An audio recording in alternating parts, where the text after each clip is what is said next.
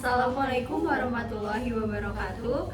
Perkenalkan, nama saya Dewi Sriadi dan rekan saya Miftah Karumah. Teman-teman, saat ini kita hidup di era yang serba cepat, di mana hampir segala sesuatu yang kita inginkan dapat dilakukan dengan praktis dan juga efisien. Perubahan ini tentunya tidak lepas dari pesatnya perkembangan teknologi. Jika dulu kita harus keluar rumah untuk membeli sesuatu, kini hanya dengan beberapa klik di layar smartphone kita, barang yang kita inginkan dapat langsung dikirim ke depan pintu rumah kita. Jadi kemajuan ini tentu membawa dampak besar bagi kehidupan kita, terutama dalam dunia transaksi. Maka dari itu, mari kita bahas lebih dalam lagi mengenai bagaimana teknologi telah berkembang dan mempermudah aktivitas kita sehari-hari. Dalam beberapa dekade ini, Indonesia mengalami perkembangan teknologi yang luar biasa. Internet yang dulu hanya bisa diakses melalui komputer, ini bisa kapan saja dinikmati dan di mana saja melalui perangkat genggam.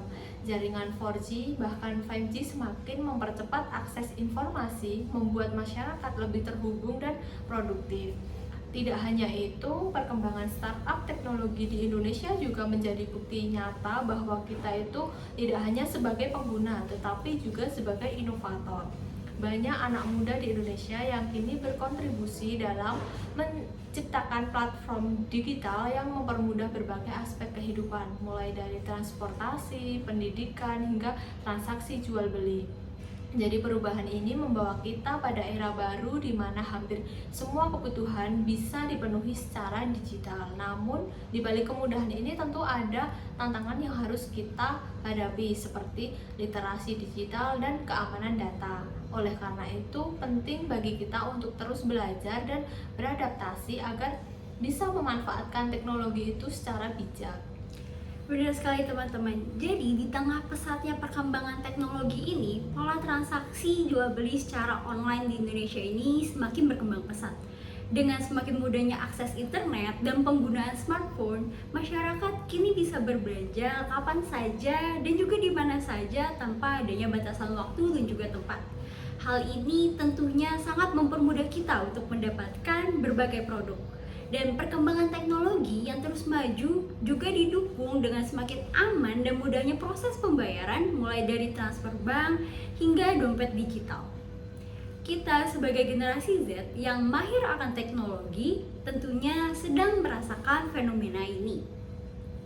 Di Indonesia, berdasarkan data dari BPS, sekitar kurang lebih 27,94% dari total populasi di Indonesia saat ini adalah generasi Z. Itu hampir sepertiganya, termasuk saya, rekan saya, dan kalian para siswa SMA yang ada di hadapan saya, masuk ke dalam kelompok ini. Sebagai generasi yang tumbuh di tengah kemajuan teknologi dan internet, kita sangat dipengaruhi oleh media sosial dan juga tren yang berkembang dengan cepat. Keinginan untuk selalu tampil kekinian dan mengikuti apa yang sedang viral seringkali mempengaruhi sikap dan perilaku kita, terutama dalam hal berbelanja. Salah satu sikap yang sering muncul pada generasi Z adalah kecenderungan untuk membeli barang secara impulsif. Terkadang kita membeli barang bukan karena benar-benar kita membutuhkannya, tetapi karena lebih tertarik dengan tren atau terpengaruh oleh iklan yang kita lihat di media sosial. Hal ini juga diperparah dengan mudahnya berbelanja online yang membuat kita bisa membeli barang dengan hanya beberapa sentuhan saja dari layar handphone.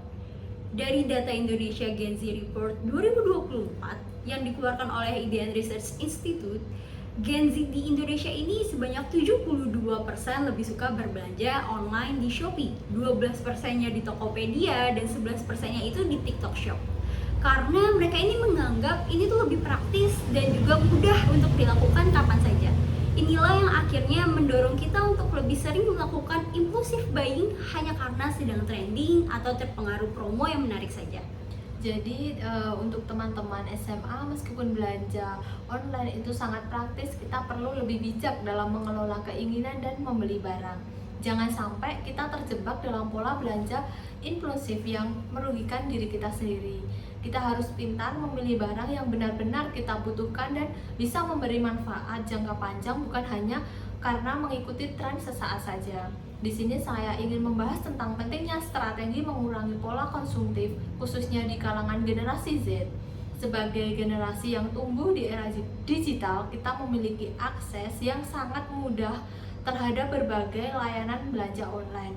Jadi kemudahan itu memang membawa manfaat, tetapi jika tidak dikelola dengan bijak bisa membuat kita terjebak dalam pola hidup konsumtif yang berlebihan tadi. Generasi Z itu harus mampu mengelola keuangan mereka dengan lebih baik. Salah satu langkah utama adalah mengurangi sikap konsumtif dalam belanja online. Jadi kita harus mulai membedakan antara kebutuhan dan keinginan, serta lebih selektif dalam membelanjakan uang. Belanja yang tidak terkontrol itu juga dapat berdampak negatif terhadap kondisi keuangan pribadi dan bahkan masa depan kita. Selain itu, kita juga dapat mengadopsi strategi yang lebih produktif seperti memanfaatkan teknologi untuk menghasilkan uang. Di era digital ini banyak peluang untuk mendapatkan penghasilan, mulai dari menjadi freelancer, berjualan online, hingga memanfaatkan media sosial untuk membangun bisnis. Dengan memanfaatkan teknologi secara cerdas ini, kita kan bisa mengubah kebiasaan konsumtif menjadi pola pikir yang lebih produktif dan berorientasi pada masa depan kita. Oleh karena itu, marilah kita bersama-sama berkomitmen untuk lebih bijak dalam mengelola keuangan, mengurangi sikap konsumtif, dan memanfaatkan teknologi dengan lebih baik, serta kita bisa menjadi generasi yang tidak hanya konsumtif tetapi juga produktif dan mandiri secara finansial. Demikian yang dapat kami sampaikan. Semoga apa yang kami paparkan ini bisa menjadi bahan refleksi bagi kita semua. Mari mulai langkah kecil dari diri sendiri, karena perubahan besar selalu dimulai dari hal-hal sederhana. Terima kasih atas perhatiannya.